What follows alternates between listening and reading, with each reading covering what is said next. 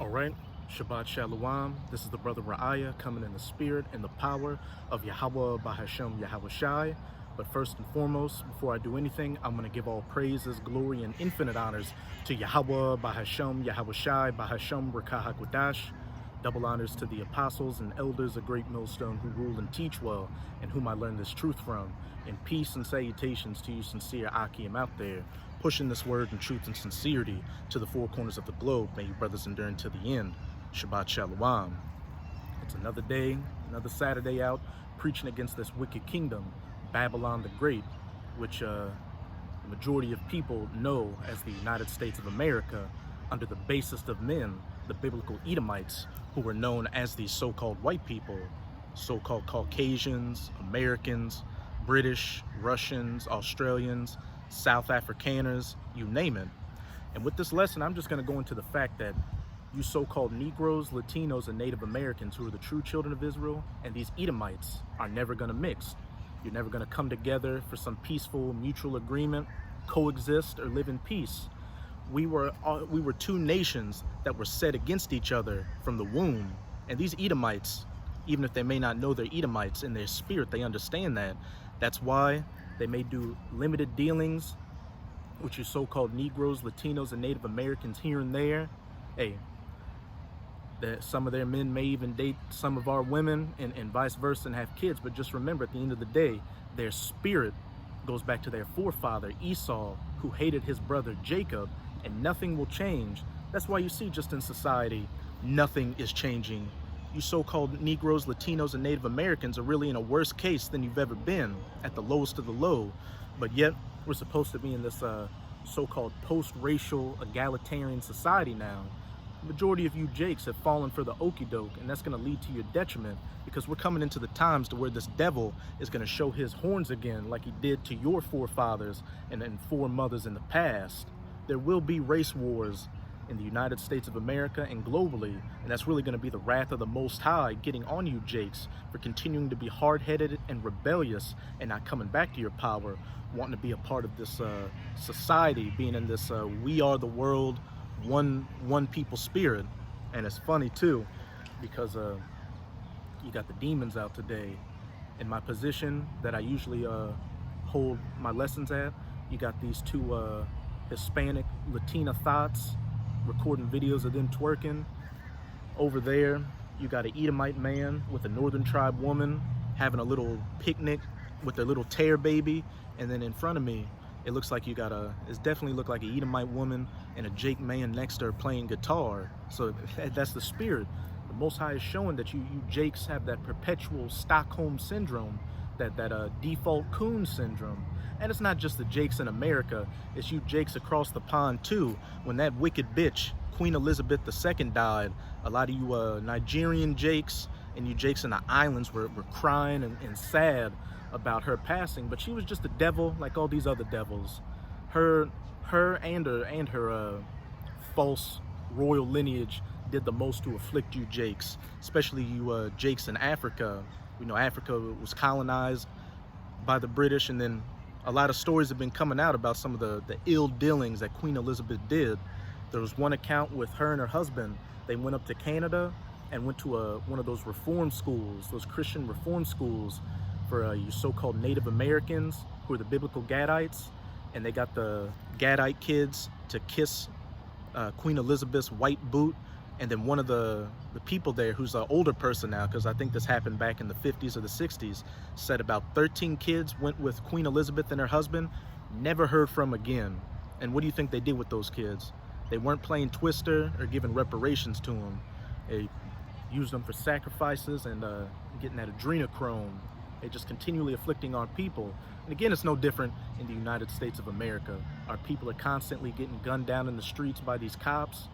They put Planned Parenthoods into our neighborhoods to advocate for our women to get abortions, which shit, the Most High is starting to put a hamper on that.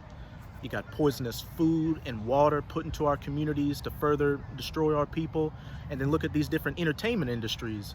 You got hip hop and rap culture, which teaches our people to be thugs and gangsters, our women to be thoughts and whores out here. And the main thing is they push you away from your identity. instead of acknowledging you as the children of Israel, they say, oh, you're a Negro, African American, you're Mexican, Latino, Native American, all that bullshit. Because these Edomites know the power of us calling back on our power, Yahweh Bahashem, Yahweh Shai. And they know that when that happens, that whatever nation that's ruling at the time is going to be taken out of power and be made a reproach in the sight of the world. And these Edomites, not only do they hate you, but they're fighting tooth and nail to keep that inevitability, which it is inevitable, from coming to pass. And I'll just get that real quick. This is the book of Judith in the Apocrypha. I'm going to read from chapter 5, and this is dealing with Nebuchadnezzar, the king of Babylon's general, Holofernes, coming against the southern kingdom, you so-called Negroes. And one of the people that was with him, an Ammonite named Achior, they were asking him what his opinion was of going against the children of Israel who they were besieging. But I'm going to start at verse 5. Then said Achior, the captain of all the sons of Ammon, let my Lord now hear a word from my mouth, and I will declare unto thee the truth concerning this people, which dwelleth near and inhabiteth the hill countries, and there shall no lie come out of my mouth. Jump down to verse 17. And whilst they sinned not before their power, they prospered, because the Most High that hateth iniquity was with them. When you so-called Negroes, Latinos, and Native Americans follow the laws, statutes, and commandments of Yahweh Bahashem, Yahweh Shai to the best of your ability, which we have to follow it to the best of our ability now since we're in captivity, bad things don't come our ways. But when we go off from following our power and want to be a part of this world, hence you see the desolate conditions that our people are in right now. First fired, last hired, living in the ghettos, the slums, the barrios, the reservations, and some other things I mentioned, getting profiled by the police, getting followed around in the stores, and just being called niggers, spics, tontos, just looked at as the lowest, the low in the scum of society. That's because, shit, we're under the curses, and if we go away from our power, those curses cleave unto us like a garment, which for the majority of our people, they become comfortable with the curses, living under this reproach from the Most High. And whilst they sinned not before their power, they prospered, because the Most High that hateth iniquity was with them. But when they departed from the way which he appointed them, they were destroyed in many battles, and very sore, and were led captives into a land that was not theirs. And we're in a land that's not ours as we speak. You've got the southern kingdom that were brought from the west coast of Africa to the Americas, and you had the northern kingdom over here, which in a sense it was their land since they came here after the Assyrian captivity, but their original homeland is Israel. But they're prisoners and second-class citizens in this land, living on the reservations, addicted to drugs and alcohol. And then the other bits of the northern kingdom south of the border in Mexico, Central and South America, they're going through it as well. They've also got that classist, colorist situation going on down there, where the more indigenous looking Israelites, you know, that look like with the brown skin and the black hair, in their countries, a lot of their advertisements, especially in Mexico, which you so-called Mexicans are actually the biblical Issacharites, a lot of the advertisements show white Spaniards, and a lot of the wording for these advertisements make it seem that that's the standard to appeal to try to strive for, instead of the indigenous people that originally inhabited that land. No peace and no justice will we never find in our captivity. Led captives into a land that was not theirs, and the temple of their power was cast to the ground, and their cities were taken by the enemies. And what was the nation that just so happened to have a hand in destroying the first temple and then just outright destroyed the second temple? The biblical Edomites, these so-called white people. Them as Edomites during the time of the first temple when they helped the Neo-Babylonians take down the southern kingdom, and then them as the Romans during 70 AD. Also taking down the southern kingdom. But now are they returned to their power, and are come up from the places where they were scattered, and have possessed Jerusalem, where their sanctuary is, and are seated in the hill country, for it was desolate. And right now, the remnant is returning, the elect of the nation of Israel, your so-called Negroes, Latinos, and Native Americans who have had your eyes open and your ears open spiritually and realize that you are the children of Israel. So now you're coming back to your power, doing everything you can to stay in his good graces, seeing that these heathens, chiefly these Edomites, are our enemies and not following after their ways. Actually, we are the third temple being built. It's a spiritual temple. And again, we're returning under our power. That's why you're seeing all these big moves being made in the earth. All these end time signs and prophecies that would take place before the kingdom of heaven being established, taking place right before our very eyes. The famines, the pestilences, the wars and rumors of wars, the talks of the mandatory implementation of the C-hip implant, which is the mark of the BEAST in Revelation 13 verse 18, and World War III. And also the revealing of the man of sin, the son of perdition, Esau, Edom. Now therefore, my Lord and Governor, if there be any error in this people, and they sin against their power, let us consider that this shall be their ruin, and let us go up, and we shall overcome them. And since the majority of our people don't want to take heed to the words of the prophets, or come back to their power, Yahweh Bahashem, Yahweh Shai, and live after the ways of this world, that's why they're constantly getting afflicted out here with some of the examples I've been giving. And these heathens know that. They knew it in the past, as we're reading in the book of Judith, and best believe that these elites of the Edomites today know the exact same thing. That's why you're their number one target, to take you away from your power completely, make you just the lowest of the low in society. Let us consider that this shall be their ruin, and let us go up, and we shall overcome them. But if there be no iniquity in their nation, let my Lord now pass by, lest their Lord defend them, and their power be for them, and we become a reproach before all the world. Point blank, period.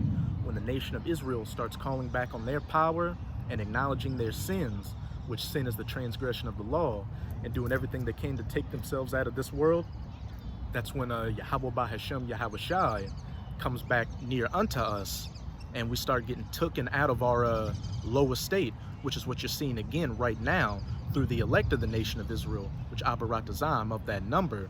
And that's why you're seeing Esau getting exposed for the devil that he is, his kingdom and these other heathen kingdoms going down, chariot sightings taking place all across the planet, and these end times prophecies beginning to come to their fulfillment. But now I'm gonna jump to Psalms chapter 83. I'm gonna start at verse 1, just to further hammer in the point that this world isn't for us, and these Edomites, these so-called white people, are our natural enemy from the womb. And since they're in rulership right now, they've done everything they can to cut us off from our power. This is Psalms chapter 83, verse 1. Keep not thou silence, O power, hold not thy peace, be not still, O power, for lo, thine enemies make a tumult, and they that hate thee have lifted up the head. They have taken crafty counsel against thy people, and consulted against thy hidden ones. And we are the hidden ones right now, because what? The majority of our people don't know their identity. They don't know that they're the children of Israel. They think they're black, Hispanic, Native American, Christian, Baptist, Buddhist, whatever thing under the sun they call themselves. And that crafty counsel is them cutting us off from our heritage, coming up with these pseudosciences like that you so-called Negroes that came from the west coast of Africa are actual Africans who are the biblical Hamites, which we're not, and there's plenty of evidence to support that. The Darwinism, evolution, what is it, Negroid, Caucasoid, Mongoloid, and that so-called black people are naturally inferior to white people evolutionarily, all that bullshit to just take us away from our power. They have said, come and let us cut them off from being a nation, that the name of Israel may be no more in remembrance.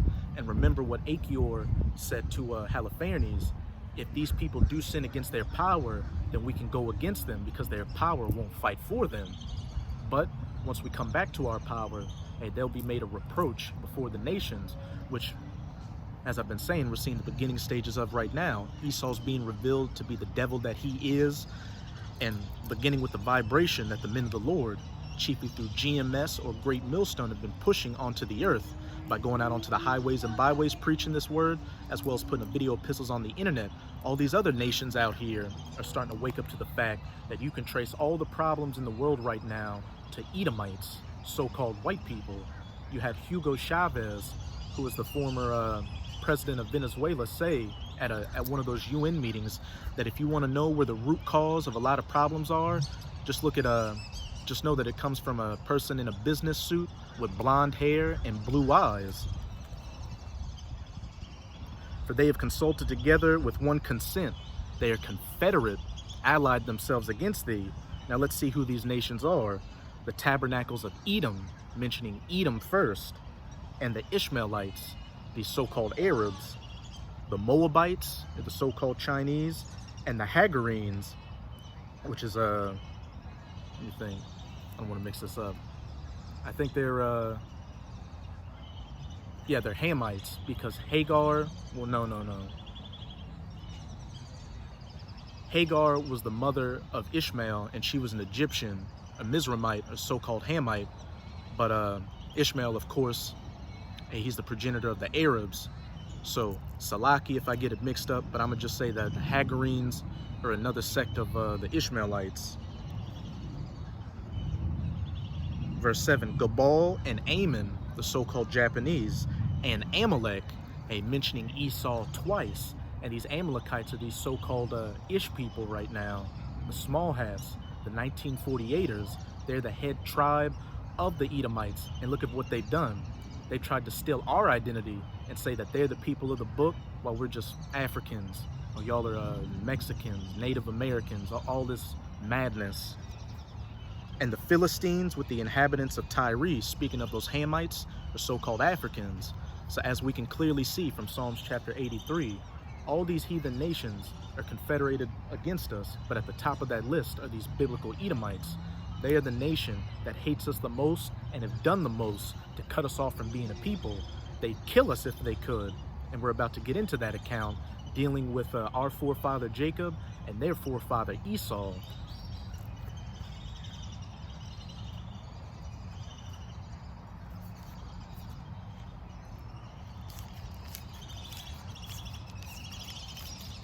This is Genesis chapter 25, and I'm going to start at verse 22. And this is when Rebekah was pregnant with Jacob and Esau. Rebekah, of course, being the wife of Isaac, Isaac being the son of Abraham, who the chosen seed line, all the way down to Jacob, the 12 sons of Jacob, or Israel, to the nation of Israel today, went through. Didn't go to Ishmael, because Ishmael was a son of Abraham, and it didn't go to Esau, who was a son of Isaac. There's only one chosen line. This is Genesis 25 and 22. And the children struggled together within her, and she said, if it be so, why am I thus? And she went to inquire of Yahweh. So right off the bat, Jacob and Esau were struggling within the womb of Rebekah, showing that, shit, we were enemies from the womb. And it goes even deeper than that. In the reincarnation, Cain and Esau was Cain, and Abel was Jacob. And Cain slew Abel because Abel brought forth a more righteous sacrifice to the Most High, and it was accepted, unlike Cain. So Cain slew Abel, and then the Most High gave Adam and Eve, who were the parents of Cain and Abel, another son, which was Seth, which Jacob coming back again. And now the lineage went all the way down to Jacob and Esau. Why am I thus? And she went to inquire of Yahweh, and Yahweh said unto her, 2 nations are in thy womb, and 2 manner of people shall be separated from thy bowels. 2 nations, even though they were brothers, they would be two separate nations of people were in the womb of Rebekah with two manners of people, meaning two different spirits and dispositions on them. You Israelites are the sons of the Most High. You're the sons of the righteous, the sons of God. We were meant to govern over this planet through the laws, statutes, and commandments of Yahweh Bahashem Yahweh Shai through righteousness. But these Edomites, these so-called white people, were the sons of the wicked, the physical counterpart of the spiritual demon Satan. So, and they do everything clean contrary to the laws, statutes, and commandments of Yahweh Bahashem Yahweh Shai. Hence why you see this world in its fallen estate that it's in right now. And again, as I said, they shall be separated from thy bowels, meaning that they would never cleave together. They would always be button heads with each other. And you can see it all the way down to today, like what I've been going into with the topic of this lesson. You so-called Negroes, Latinos, and Native Americans, the children of Israel, and these Edomites were never meant to come together or be at peace. That friction was there in the past, and that friction is still here today. And even in the kingdom of heaven, when we have them under our subjection as slaves, they're still going to hate us. But the difference is that they won't be able to do anything about it because we're going to be in rulership. Just like we couldn't do anything when they were in rulership over us, which they still are, and we're in their captivity. We can't go against this man by carnal means. That's why that remnant is coming back spiritually to Yahweh Bahashem Yahweh Shai. And the Most High is going to fight for us in that day. It's going to be Yahweh Shai Hamashayak, whom the world ignorantly refers to as so-called Jesus Christ, that's going to take this man down. And what's beautiful about that is that in the reincarnation, Yahweh Shai was Isaac. And when you read in Genesis 27, it was Isaac that gave Esau his blessings, the fatness of the earth and the dew of heaven from above, as well as the sword to take over the earth. And it's going to be Isaac, or Yahweh Shai, coming back to take his blessing away from him. Scriptures are very poetic. And the one people shall be stronger than the other people. And you can clearly see that you so-called Negroes, Latinos, and Native Americans are stronger than these white people out here. Just look at the athletics fields. You're better than them athletically or physically. You sing better than them. You look better than them. And shit, we are more intelligent than them. Why do you think they come out with all these different things to keep us on the bottom? They create a system that keeps you Israelites on the bottom, again, being the last hired and the first fired. They pump all these poisons into our environments to dumb down our people.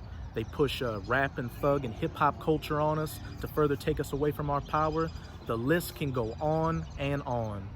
And just recently, and you've been seeing this a lot, you have say a black couple, they're looking to sell their house, and the appraisal they get for it is always at a low price. But then a few of these black couples have been getting their white friends to go and get an appraisal on their house, and the value nearly triples on it, showing that, look, they're always trying to undercut you and undermine you. And of course, these Edomites are just weak out here.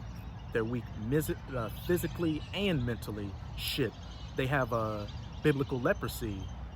Their melanin was stripped away from them, and they're just clean lepers. It's not a right thing to have so-called white skin, which is really red, or blonde hair and blue eyes. That's a curse. And look, I always wondered this growing up.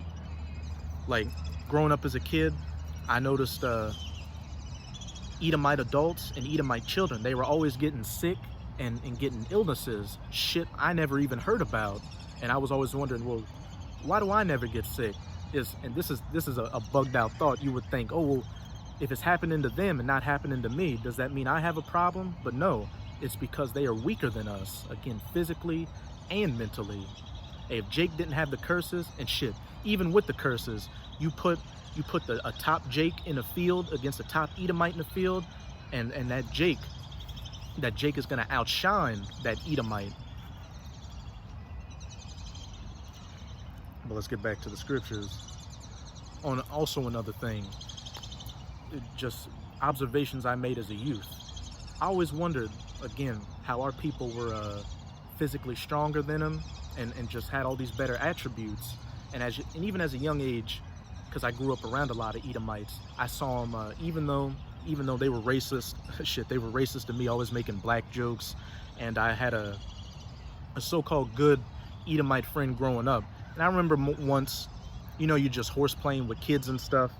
I remember he said, "Stop it, nigger," to me. And this was like in the 4th or the 5th or the 6th grade. So showing that animosity is just naturally in their spirit. As it says in Psalms 58 verse 3, the wicked are estranged from the womb. And as it says in Ecclesiastes, who can make that straight, which the Most High has made crooked? But again, I just wondered, how come our people, you know, you see athletes and all that, how come our people are physically stronger than these people, and these people look up to our people even though they hate us?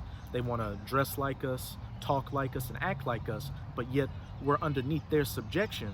It's because the curses, it's because we went off from our power, and the Most High punished us by putting these Edomites on top of us. You Edomites didn't do anything of your own volition. You were only put in this position by the Most High to rule over us. And we're living in the twilight hours of your rulership. That's why everything around you is collapsing. Your people are collapsing morally, physically. You got a bunch of fentanyl addicted assholes out here. Your countries are on the verge of economic collapse, and you're about to go into the Third World War, which is going to be nuclear.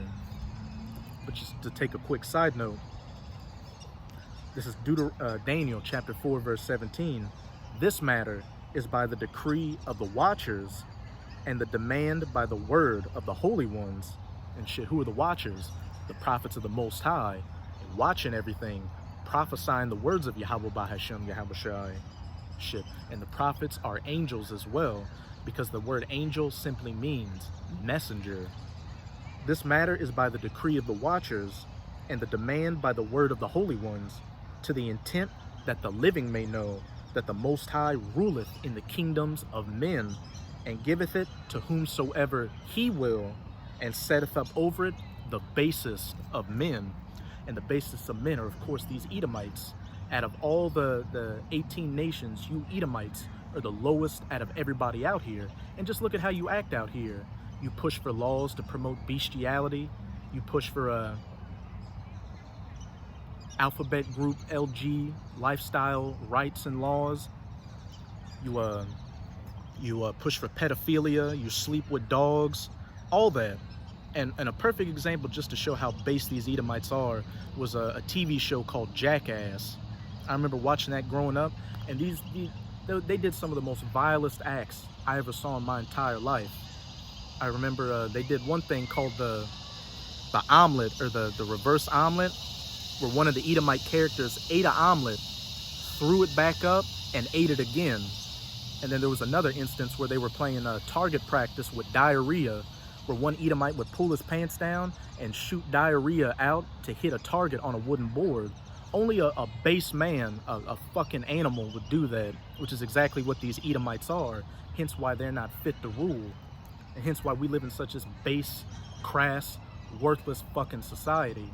I mean, just a perfect example, in my usual spot that I preach in, you had two northern tribes. They looked to be about teenagers or whatever, wearing booty shorts and twerking over there. That's what this society promotes: whoredom and just being in that Peter Pan, I'm a kid syndrome. I want to be a kid forever.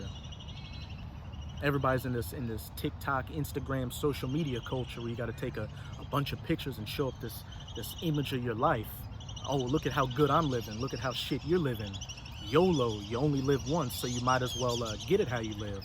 But hey, that's going to be the detriment to you people out here, because the Most High is going to judge this wicked society for all that wickedness. And you Israelites, you so-called Negroes, Latinos, and Native Americans that want to cleave under this system, you're going to go down with it.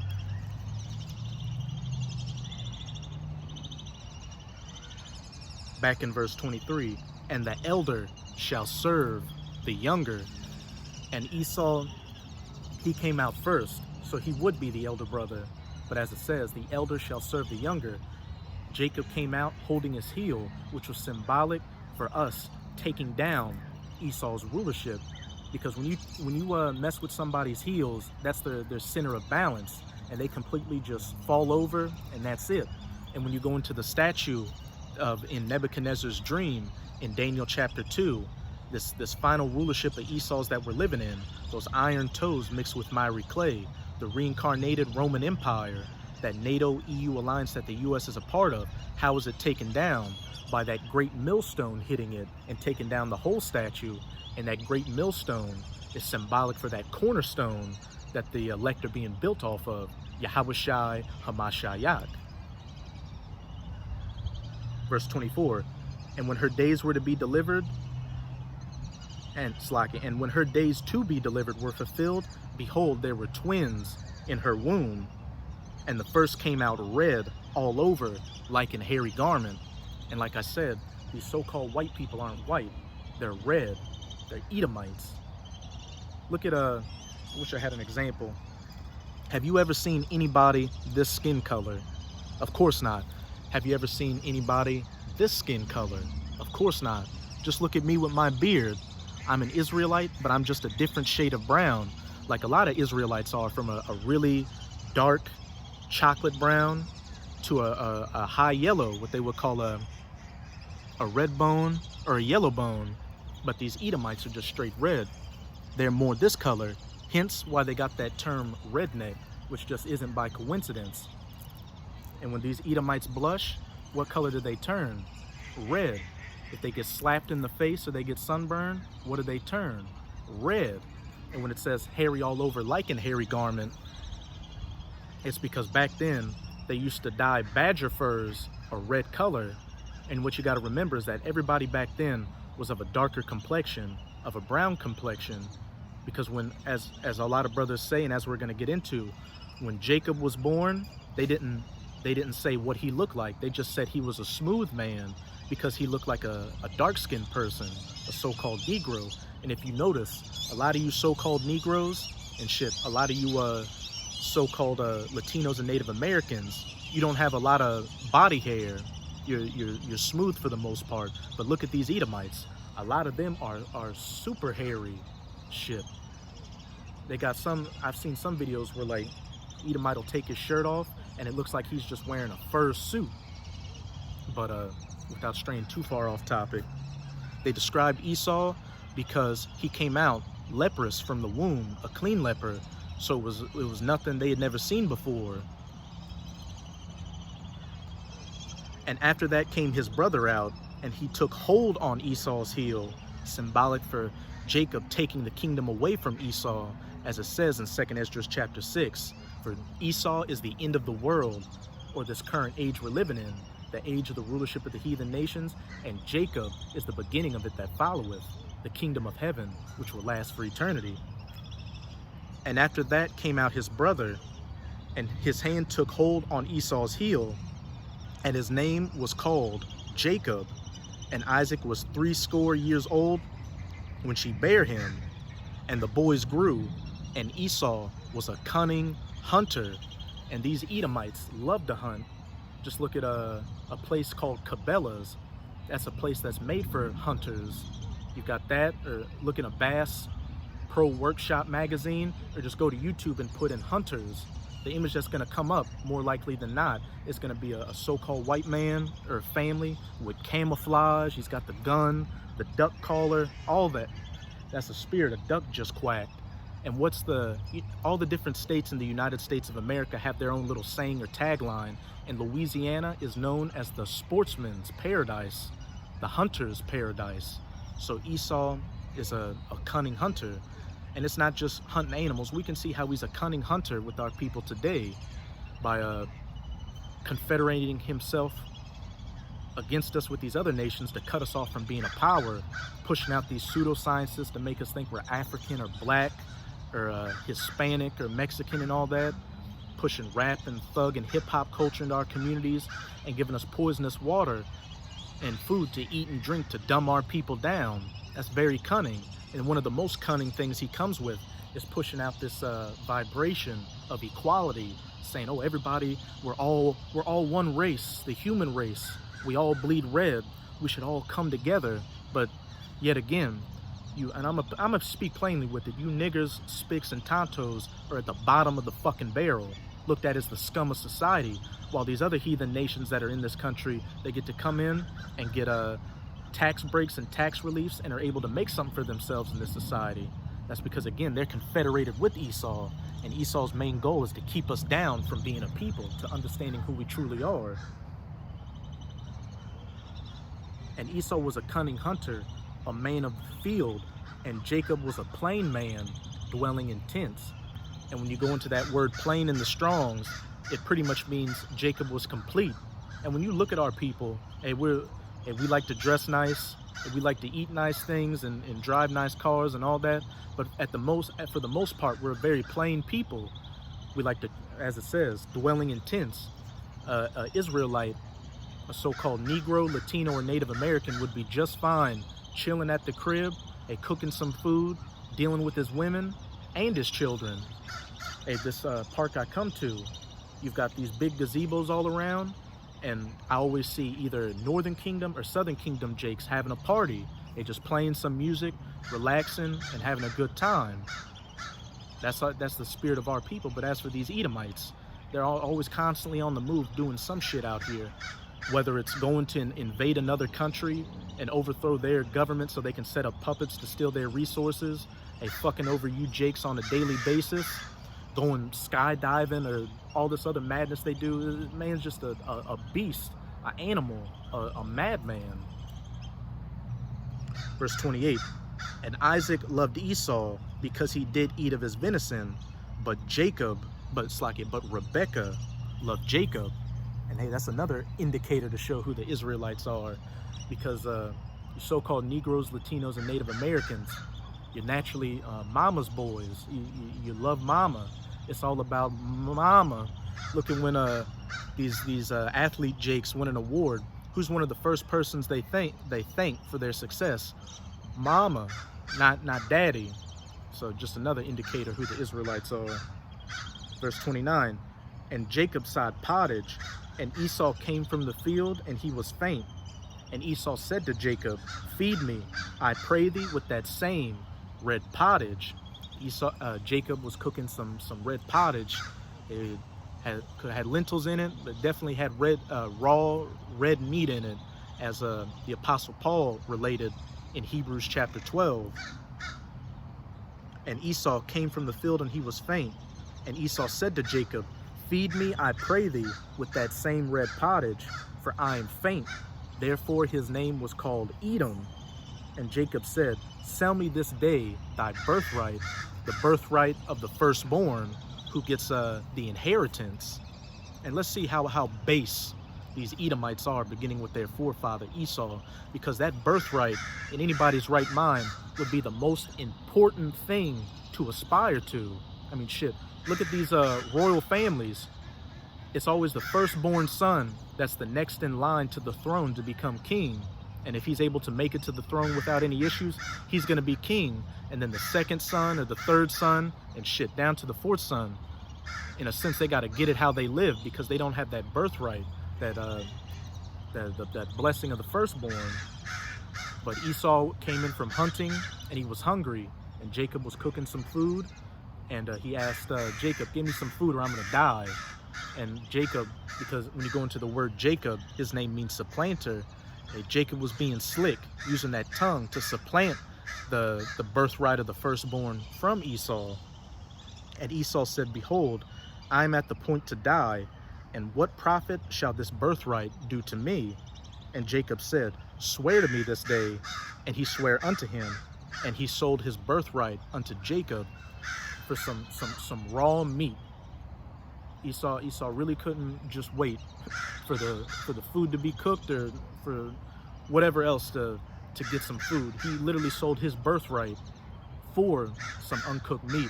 And look, that shows forth in their spirit today. Look at this society. It's a microwave mentality society. A lot of people are just constantly going. Instead of sitting down and cooking a perfectly preferred meal, they'd rather go to McDonald's or take a microwave burrito and just get it right then and there, not having the patience or the delayed gratification to wait for something better down the line, something more fulfilling. Verse 34, then Jacob gave Esau bread and pottage of lentils, and he did eat and drink, and rose up, and went his way. Thus Esau despised his birthright. He despised the birthright of the firstborn, which is where the inheritance comes through. Only a base man would think that way. But now, let's jump to Genesis chapter 27. And I'll start at verse 34, but just to give a background, it was coming to the time to where Isaac was about to pass away. So when a father would pass away, he'd get his sons together and dole out their blessings, what they would receive. And Jacob already got the birthright of the firstborn from Esau, and Jacob is going to supplant Esau a second time by getting the blessing to the kingdom of heaven from Esau.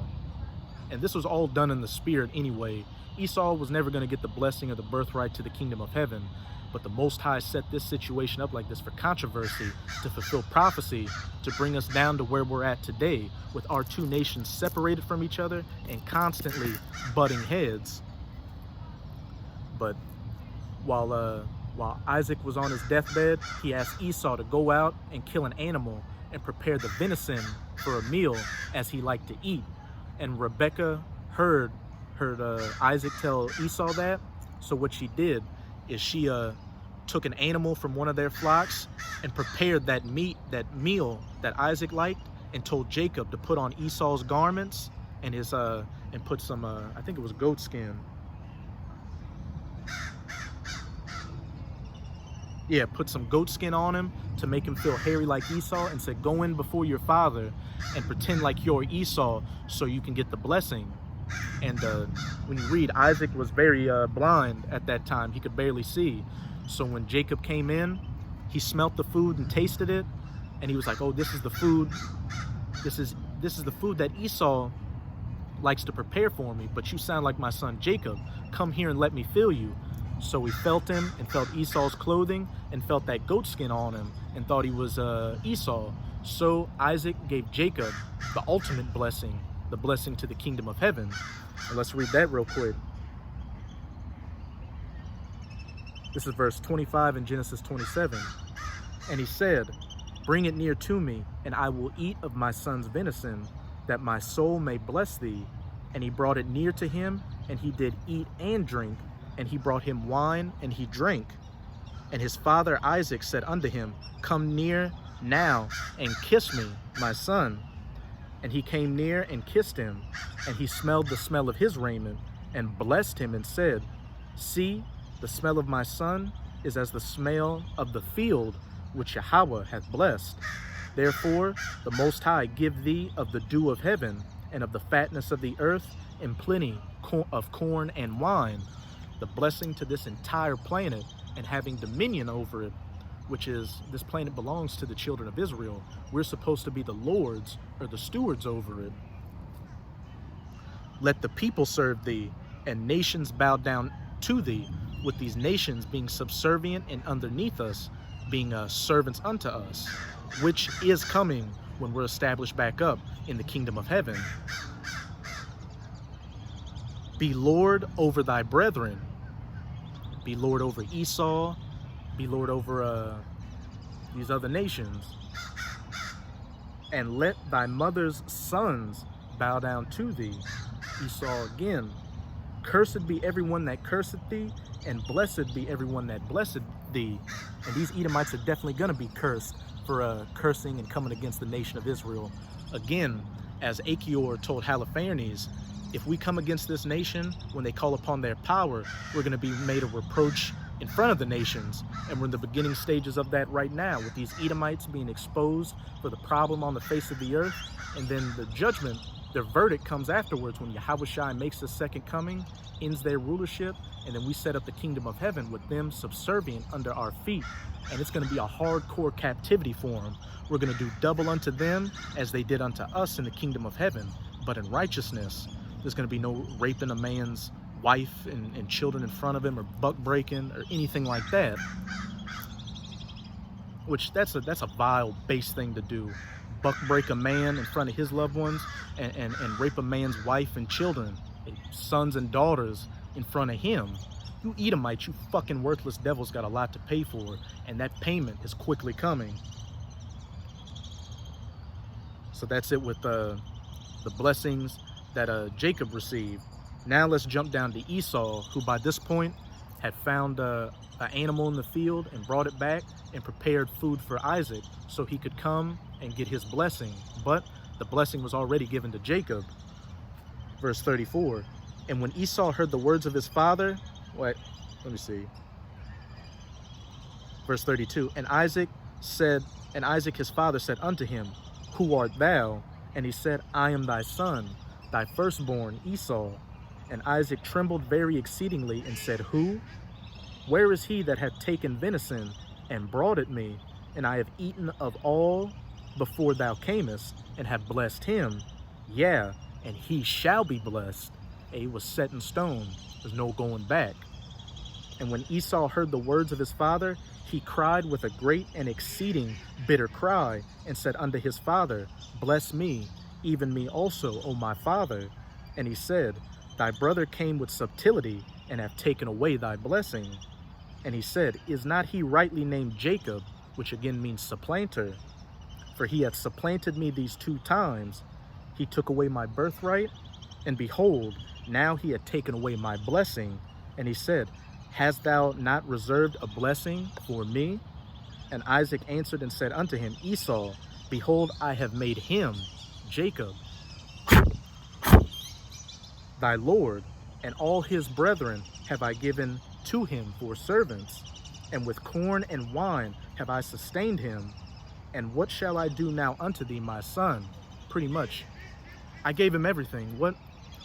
What's there left to give you? Verse 38, and Esau said unto his father, hast thou but one blessing, my father? Bless me, even me also, O my father. And Esau lifted up his voice and wept. Little bitch. And Isaac his father answered and said unto him, behold, thy dwelling shall be the fatness of the earth, and the dew of heaven from above, and which was already the blessing he gave to Jacob. But the difference is that Jacob would get that blessing for eternity. Esau got what we can call a rent-a blessing. He would only get that blessing for a temporary amount of time, and once he reached that time where the blessing would come to an end, it would be snatched away from him, which we're living in these times right now. And by thy sword shalt thou live. And how did these Edomites gain the fatness of the earth and the dew of heaven? Through that sword, through their military prowess and might. How did the Greek Edomites, take over the Persian Empire? Through Alexander the Great and his conquests. The Romans, through military conquest. These Edomites, when they came back into power in the Renaissance, through colonization, through having that metal armor and having those flintlock pistols and rifles and cannonballs, and then it's just naturally progressed to today. The flintlock pistol became the flintlock pistol and the musket became a single-shot rifle. That you had bolt-action rifles, machine guns, airplanes, tanks, all the way to the ultimate culmination of their sword, these nuclear missiles, which, as it says in the scriptures, he that liveth by the sword shall die by the sword. The Most High put the spirit on these Edomites to create these nuclear missiles just to destroy themselves with it. But now we're getting into the meat of the matter. Damn, Ann on the phone. But kind of strayed a little bit away from the topic that I started the lesson off with. But hey, the spirit moveth where it will. But now we're getting into the meat of the matter. Why you so-called Negroes, Latinos, and Native Americans and Edomites will never come together or be at peace. But I should have mentioned this earlier, but I'll put this caveat as well. Traditionally, the Israelites look like you so-called Negroes, Latinos, and Native Americans, but at the same time, one of the curses is that we were scattered to the ends of the earth and mingled amongst these heathen nations. So over the generations, our people came to look like these heathens. So you will have some Israelites that look like so-called Edomites or white people, Israelites that look like the Chinese, etc., etc. Some example, we call them the Israelite foreigners. Some examples of Israelite foreigners would be Bruce Lee. He looks like a so-called Chinese man or Moabite, but you can tell by his spirit he's clearly an Israelite. Robert De Niro, John Travolta, people like that, Justin Timberlake, those are clearly Israelites because they have salt, they have flavor. Because according to the scriptures, your lineage is determined by the seed of your father, as it says in Numbers chapter 1, verse 18. They were called by the houses of their fathers, by the pedigree. So if your lineage, no matter what you look like today, if your lineage goes back to one of the 12 sons of Israel, it doesn't matter what you look like. You're an Israelite as long as your father is an Israelite. The woman doesn't matter. She's just the field that cultivates the seed. But quick side note, verse 40, and by thy sword shalt thou live, and shalt serve thy brother. And it shall come to pass, when thou shalt have the dominion, that thou shalt break his yoke from off thy neck.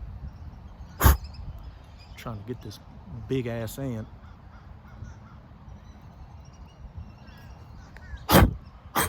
A red ant.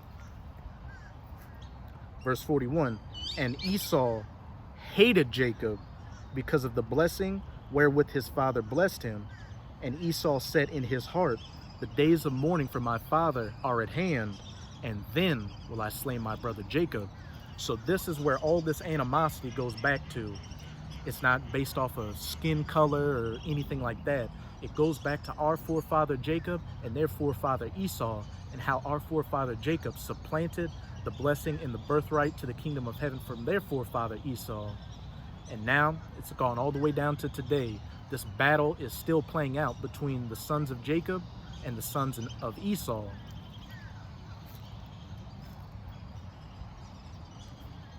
But now I'm going to go to Ezekiel chapter 35. I'm going to start at verse 1. Moreover, the word of Yahweh came unto me, saying, Son of man, set thy face against Mount Seir, and prophesy against it.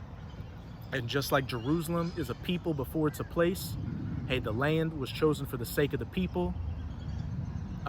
Mount Seir is a people before it's a place. So this chapter is speaking of you Edomites as a whole. Son of man, set thy face against Mount Seir, and prophesy against it, and say unto it, Thus saith the Lord Yahweh, Behold, O Mount Seir, nation of Edom, I am against thee, and I will stretch out mine hand against thee, and I will make thee most desolate. And you're the people of the Most High's curse, as pursuant to Isaiah chapter 34. You're clean lepers, and you're the only nation that's going to be completely wiped off the face of the earth after the first 1,000 years of the kingdom of heaven, which you can read about in Obadiah chapter 1, verse 18. And the Most High is going to make this place desolate during World War III, when nuclear missiles are shot to the ends of the earth. Heathen places are going to get hit with missiles, but damn sure every place you Edomites dwell is going to get hit with missiles and made desolate. And the United States of America alone, Babylon the Great, is going to be hit with 200 million nuclear missiles, which is going to turn it into the biblical lake of fire from sea to shining sea, and then a desolate, uninhabitable wasteland afterwards. And then you're going to be a desolate nation in the kingdom of heaven, being in a perpetual slavery, having double done unto you as you done unto us. You're going to become a no people, a proverb, and a byword like we were. But now I'm going to jump down to verse 5. Because thou hast had a perpetual hatred, and when you go into that word perpetual in the Strongs, it means forever, from antiquity or ancient times to futurity to the future. These Edomites have a perpetual hatred towards you Israelites. And again, it goes back to our forefather supplanting the blessing and the birthright to the kingdom of heaven from their forefather. It's not skin color or ideology or any carnal base shit that they try to put out here. And has shed the blood of the children of Israel by the force of the sword. And what was Esau's blessing? The sword. In the time of their calamity, in the time that their iniquity had an end. And that iniquity that it's talking about right there is slavery. When we were left out of slavery, what were we supposed to get? 40 acres and a mule. But then what happened? You had the Reconstruction era, which saw the birth of the KKK or the Ku Klux Klan. Then you had the, what they call them? I'm trying to think, what do they call them? The Black Codes, the Jim Crow laws, all that. You Edomites further afflicted us after we were taken out of slavery. Reconstruction era, you had places like Black Wall Street and Rosewood burnt to the ground. The Civil Rights era, which was a farce.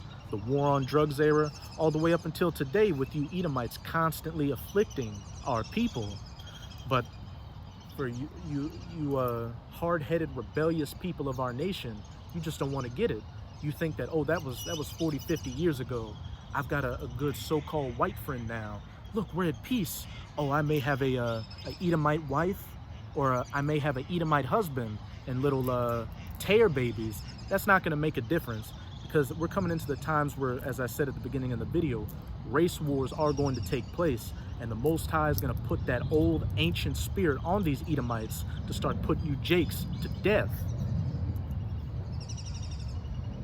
Was it saying Matthew chapter 24 verse 7, some of the end time signs and prophecies that Yahushua told his disciples to look for, to know that they were living in the times of the end. Nation shall rise against nation, race wars, one tribe or race of people going against another tribe or race of people. You Israelites and you Edomites are going to lock horns and fight each other. And those that are coons and wanna think that everything's all peaches and cream, and you're gonna get cut down.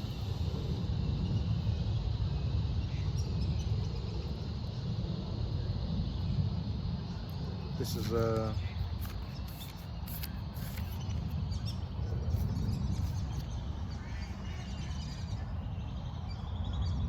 is Jeremiah chapter 2 verse 33.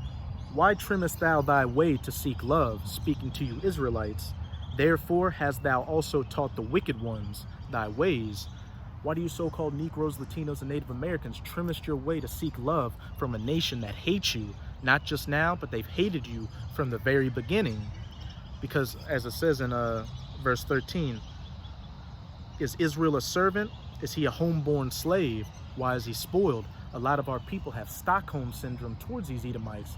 They've been beaten down for so long that they've come to love their oppressor. And when the oppressor throws a little bit of crumbs to them, they think, oh, we finally made it. We arrived. My kids can go to college. I can buy a house in an Edomite suburb, all that. What you fail to remember is that the curses still cleave unto us. That's why things may seem like they go good here and there, but overall, the situation continues to be bad.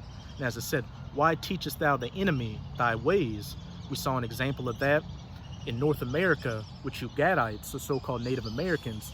Here these Edomite colonizers came over here, the Pilgrims and the Puritans, and they didn't know how to cultivate the land. A lot of them were starving and were digging up their dead bodies to cannibalize those corpses. But you Gadites taught them how to cultivate the land and live off the land. And what did they turn around and do? Stole your lands and put you onto reservations.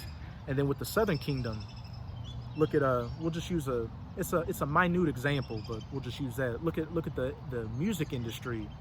Jake was the one that came up with jazz music. It was originally called ragtime music. Then the Edomites saw that they could make money from it, and what did they do? They came and learned how to play that music, and then you had jazz come. Then you had Jake come up with rock and roll with people like Chuck Berry and Little Richard, and what? Then you had people like Elvis Presley and these other, though I'm still on the fence whether Elvis is a Jake or not, but we'll just use it as an example. You had people like Elvis Presley and these other rock and roller Edomites come and take the music. Now when people think of rock and roll, they see it with a white or a red face. And you're seeing the same thing happen with rap and hip hop today. Jake was the one wearing the cap backwards, speaking the vernacular and the slang and doing all that. Now you got these Edomite rappers out here trying to do the same thing. These Edomites are the original culture vultures. And that's another example to show why we're a better nation than them. Everything you Israelites do, an Edomite follows behind afterwards. And hey, these Edomites know this. There was a TV show called The Office, and you had a character named Dwight, and he wanted to start like a little gym in the office to make some money on the side, and he got all the black co-workers to go to the gym first, and then the white co-workers started coming in and working on the equipment, and he said, this is how you were successful. You get the black people to do it first, so the white people can do it. Then you get the black people to stop doing it. Think about it.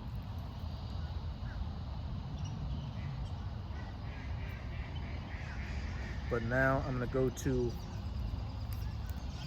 Lamentations chapter 4 verse 17. As for us, speaking of you Israelites, our eyes as yet failed for our vain help, our worthless help. In our watching, we watched for a nation that could not save us. Going to these Edomites for help, and you realize your situation just deteriorates. Look at the civil rights movement. Jake thought he was going to get equality and live on an equal footing, but look at our communities now. Broken down, single-parent households, sodomites and whores running everywhere, unruly women. Because what the civil rights era did is it once these black-owned businesses could compete with these Edomite businesses, which a lot of them were ish-owned. They were just completely wiped out because they didn't have the money to go against it. And then what did you see? Then push feminism into our communities, which told our women that you're strong and independent. You don't need a man in the house. You can do bad all by yourself. And then you had welfare and these other programs that these women could only get if the man wasn't in the house. So broke down the family structure. And then look today again, first fired, last hired, followed around in these different stores, profiled by the cops. And just recently, I did a video showing that hospitals that have a more black clientele with them receive less money.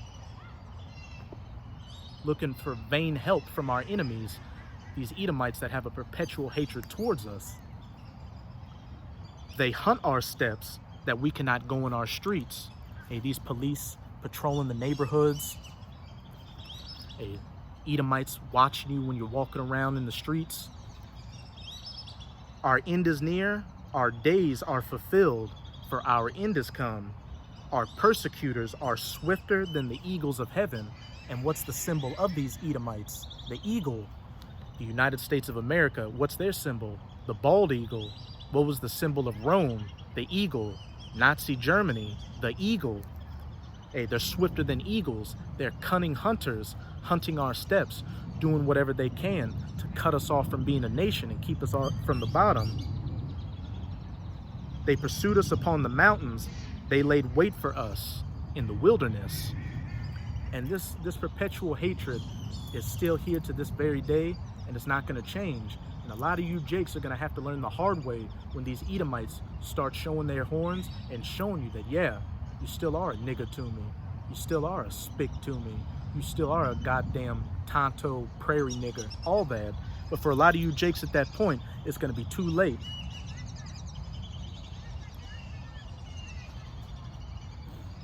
Now I'm going to go to Isaiah 30. Woe or destruction to the rebellious children, saith Yahweh, that take counsel, but not of me, looking for the vain help of a nation that could not save them, and that cover with a covering, but not of my spirit, that they may add sin to sin, living after the ways of this world, which this world is engulfed in iniquity or sin. Under Esau does everything clean contrary to the laws, statutes, and commandments of the Most High, that walk to go down into Egypt. And that's speaking of spiritual Egypt, not ancient Egypt under Mizraim or those so-called Hamites. Spiritual Egypt and Sodom, as pursuant to Revelation 11 verse 8, the United States of America. And that word Egypt is synonymous with bondage. And what's funny about that, take a quick side note, I just finished reading that book, Lost Tribes and Promised Lands. And these Edomites and these actual true scholars know that when it's talking about Egypt there, to say Egypt, going to Egypt again in ships in Deuteronomy 28 verse 64, they know that's not talking about ancient Egypt. They know it's talking about a symbolism for bondage, which the children of Israel are in bondage in the spiritual Egypt today. But this is that book, The Lost Tribes and Promised Lands by Ronald Sanders. And this is on page 376. And I'm going to read that right there. See if you get it in there first so you can read it on your own time. But look at this last part right there, if you can see it. But it says, race was still another matter. We have seen how the English of the 16th and 17th centuries, for all their vaunted notions of being morally superior to the Spaniards, which they were both Edomites, proved not to be so in the domain of race and slavery. The offenses now were to continue even into an age in which the better spirits on both sides of the Atlantic would sound their protests against them with growing vehemence.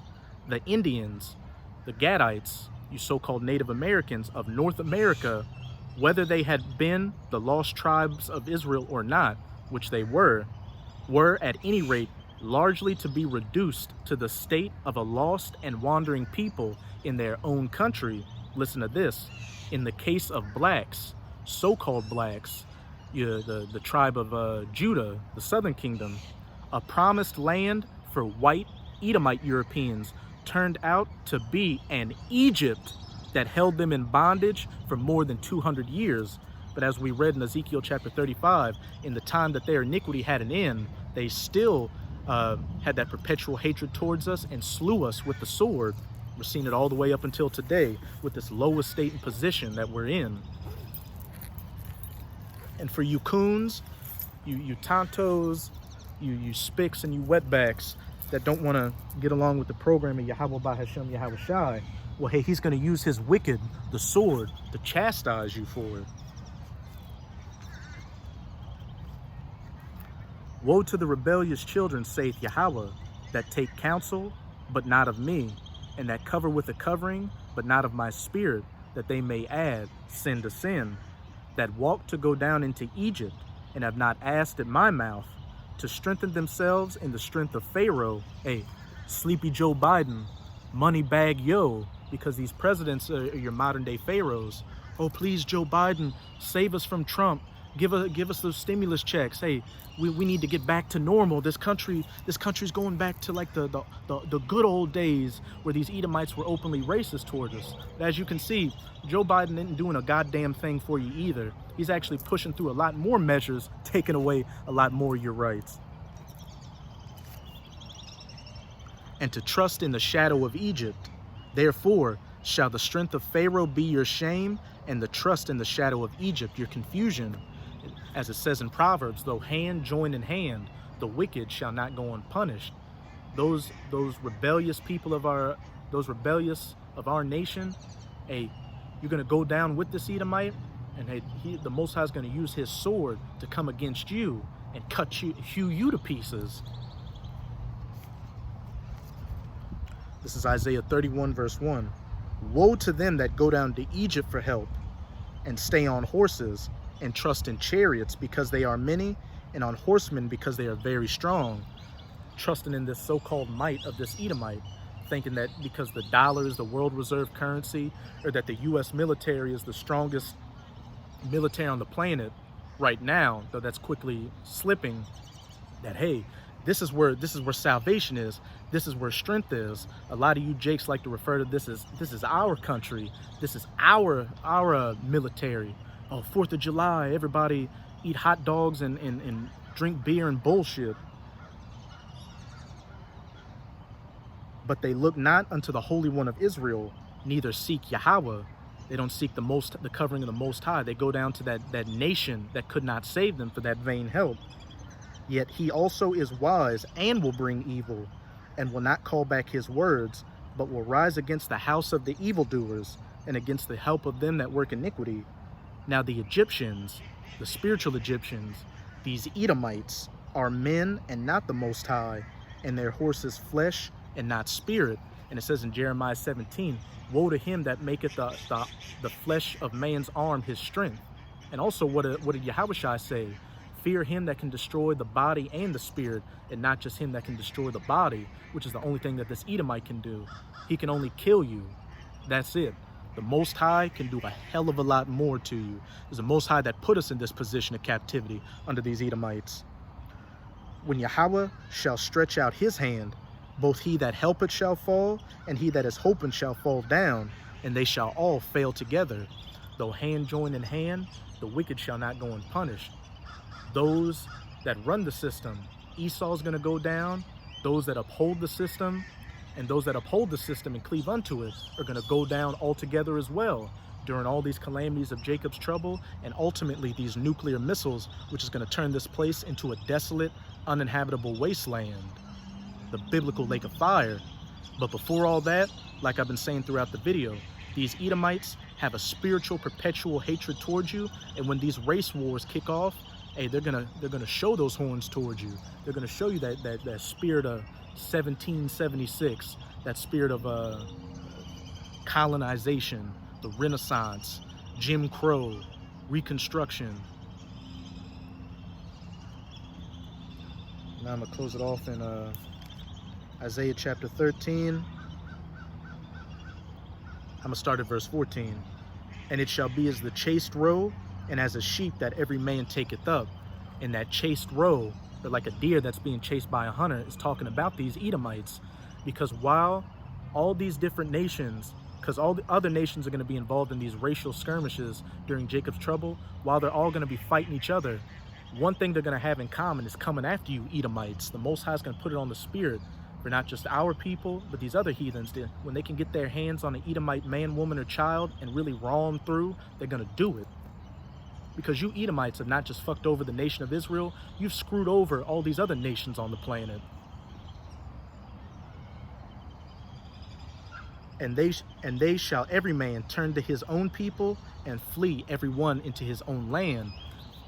Ultimately, these different nations going back to their different countries, when they see this country really start to collapse, which it's in the process of, and especially if they want to get out of here before these nuclear missiles hit this place. But then during these race wars, these people are going to become tribal again and go back to their own people and protect their own interests. We saw an example of that during the Rodney King riots back in the 90s. You had those so-called South Koreans or Moabites get on the top of their stores with those rifles. They protecting their goods from Jake so they didn't break into it.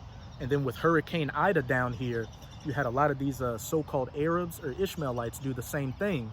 They have a lot of their businesses in Jake's neighborhoods, and they knew exactly what Jake was gonna do. Jake was gonna go loot those stores. So, and I've seen actual video of it that people recorded, where Ishmael was on top of his store with the AR-15, hey, protecting it, trying to keep Jake out.